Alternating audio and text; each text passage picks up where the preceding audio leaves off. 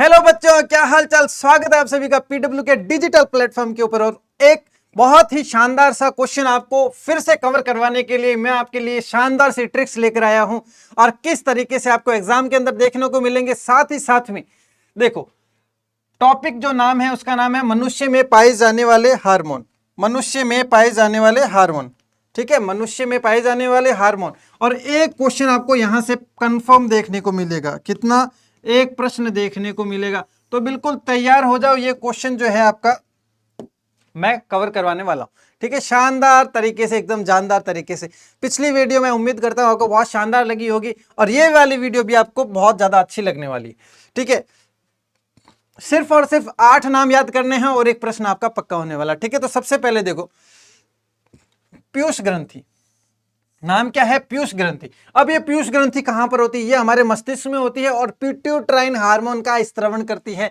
पिट्यूटाइन hormone का स्त्रवण करती है और कहां पर पाई जाती है? मस्तिष्क में पाई जाती है। और मस्तिष्क के कौन से भाग में पाई जाती है? तो हाइपोथैलेमस के अंदर पाई जाती है, ठीक है। इसके अधिक स्त्रवण से क्या हो जाता है? इसके अधिक स्त्रवण से हाइट के अंदर अधिक वृद्धि हो जाती है और कम स्त्रवण से हाइट के अंदर कम वृद्धि होती है, ठीक है। मतलब जिसकी भी हाइट कम या ज्यादा है तो आप उसको कह सकते हैं कि सारा का सारा खेल कौन कर रहा है? वो पीयूष ग्रंथि कर रही है। उसके बाद में आता है थायराइड ग्रंथि। थायराइड ग्रंथि कहां पर होती है? देखो थायराइड होती है गले के अंदर।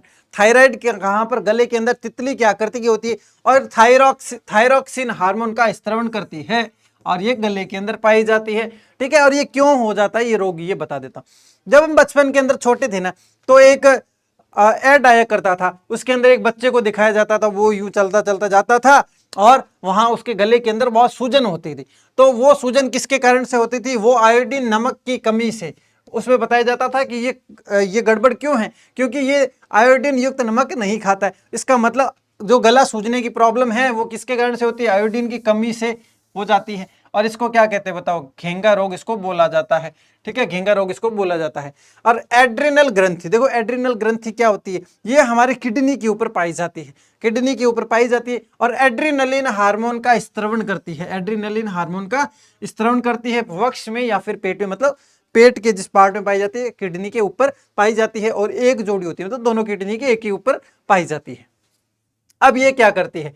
एड्रिनल ग्रंथि जो है इसको करो या मरो हार्मोन भी कहा जाता है, ठीक है। आपातकालीन स्थिति के अंदर ये एड्रिनलिन हार्मोन जो है वो स्त्रवण होना स्टार्ट हो जाता है। जैसे आप देखते होंगे किसी के अंदर बहुत ज्यादा होता है, जिसके कारण बहुत ज्यादा डर जाता है, बहुत ज्यादा गुस्सा आ जाता है, तो उसका कारण यही है। बीपी हाई लो रहने का कारण क्या है? एड्रिनलिन हार्मोन जो है वो इसका रीजन होता है। इसीलिए क्या होता है, अपने को खुद को कूल डाउन करके कूल डाउन रखना होता है, जिससे एड्रिनलिन हार्मोन कम स्त्रवण हो और हम नॉर्मल कंडीशन के अंदर रहे, ज्यादा ना तो डरे ना ही ज्यादा अधिक गुस्सा है। अग्नाशय ग्रंथि, अग्नाशय ग्रंथि, ठीक है। अग्नाशय ग्रंथि कहां पर पाई जाती है? अग्नाशय के साथ में पाई जाती है। ये इंसुलिन का स्त्रवण करती है। इंसुलिन का कम या ज्यादा स्त्रवण होने से क्या होता है पता है क्या तुमको? उससे मधुमेह रोग हो जाता है, मतलब उससे जो है शुगर रोग हो जाता है। इंसुलिन के अधिक या कम स्त्रवण होने से जो है मधुमेह रोग हो जाता है, ठीक है। देखो, अग्नाशय ग्रंथि से इंसुलिन का स्त्रवण होता है, कहां से? अग्नाशय से होता है और यह शर्करा की मात्रा को नियंत्रण करता है। शर्करा मतलब क्या हो गया? शुगर। शुगर को नियंत्रित करता है, शुगर की मात्रा को नियंत्रित करता है। देखो, जब कभी व्यक्ति को शुगर हो जाता है ना, तो स्टार्टिंग फेज जब होता है तो उसको बोला जाता है कि भेड़ का दूध पीने के लिए, क्योंकि भेड़ के दूध के अंदर भी इंसुलिन की मात्रा होती है, ठीक है, जो कि क्या स्टार्टिंग फेज के अंदर जो है वो शुगर को सही करने में सहायता करती है। उसके बाद में देखो वृषण, ये कहां पर पाए जाते हैं? तो ये जांग के आसपास में पाए जाते हैं, ठीक है। अंडाशय कहां पर पाए जाते हैं? ये भी जांग के आसपास में पाए जाते हैं।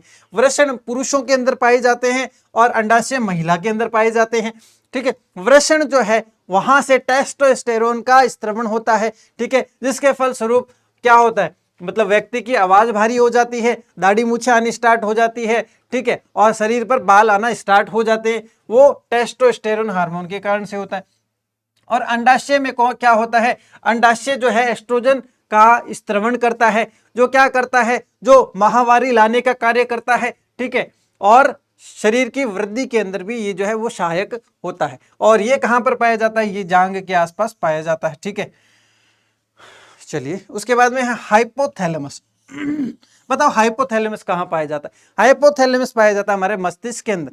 और हाइपोथैलेमस के साथ में कौन सी ग्रंथि रहती है? वो रहती है पीयूष ग्रंथि। ये अपने को पता होना चाहिए बहुत अच्छे तरीके से, ठीक है, वो अपने बहुत ही अच्छे तरीके से इसका नॉलेज अपने को होना चाहिए, ठीक है।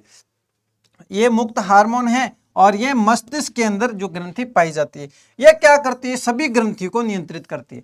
ये करती है सभी ग्रंथियों को नियंत्रित। और पीयूष ग्रंथि को क्या कहा जाता है? मास्टर ग्रंथि भी बोला जाता है। मास्टर ग्रंथि क्यों बोलते हैं? क्योंकि मास्टर ग्रंथि इसको इस तरह जो है वो नियंत्रित करती है, थाइमस को भी नियंत्रित करती है। और हाइपोथैलेमस जो है वो मास्टर ग्रंथि की भी हेड मास्टर है, ठीक है। तो हाइपोथैलेमस पीयूष ग्रंथि को भी नियंत्रित करती है, ठीक है। उसके बाद में है थाइमस। थाइमस जो होता है ये अपने यहाँ के पार्ट में पाया जाता है, ठीक है, अपने जो है यहाँ के पार्ट में, छाती के आसपास की पार्ट में पाया जाता है, ठीक है। इसमें थाइमोसिन जो हार्मोन का है यहाँ पर स्त्रवण करता है, ठीक है। उसके अलावा ये क्या करता है? ये करता है रोग प्रतिरोधक क्षमता के अंदर वृद्धि करता है, मतलब रोग प्रतिरोधक क्षमता अच्छी बनाए रखता है।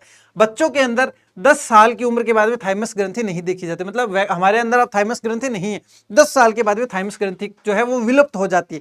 रीजन क्या रहता है? देखो, छोटा बच्चा होता है ना, कहीं पर भी मिट्टी में हाथ डाल के उसी को मुंह के अंदर डाल देता है, तो उसको अत्यधिक प्रतिरोधक क्षमता की आवश्यकता बढ़ती है, इसलिए भगवान ने उसको थाइमस ग्रंथि दी रहती है 10 साल की उम्र तक, ठीक है। तो ये 8 हार्मोन याद कर लीजिए और आपको एक प्रश्न वहां पर देखने को मिल जाएगा, चाहे ऑब्जेक्टिव मिले चाहे वन लाइनर का आपको देखने को मिले, पर पक्का देखने को मिल जाएगा। और हो सकता है 2 नंबर का भी देखने का मिल जाए अगर आपका लक अच्छा हुआ तो, ठीक है। तो यहां पर मैं उम्मीद करता हूं कि आपको बहुत अच्छे से समझ में आए होंगे, बहुत अच्छे से याद हुए होंगे। पहले अगर याद थे तो थोड़ा सा और रिवीजन हो गया होगा। तो मैं उम्मीद करता हूं कि वीडियो अगर आपको अच्छा लगा है तो आप इसको ज्यादा से ज्यादा लाइक करेंगे और ज्यादा से ज्यादा आप अपने फीडबैक जो है कमेंट सेक्शन के अंदर दे सकते हैं, ठीक है। तो आप मिलते हैं एक नए वीडियो के साथ में, ठीक है। तब तक के लिए धन्यवाद। Keep learning, keep growing with PW। Thank you.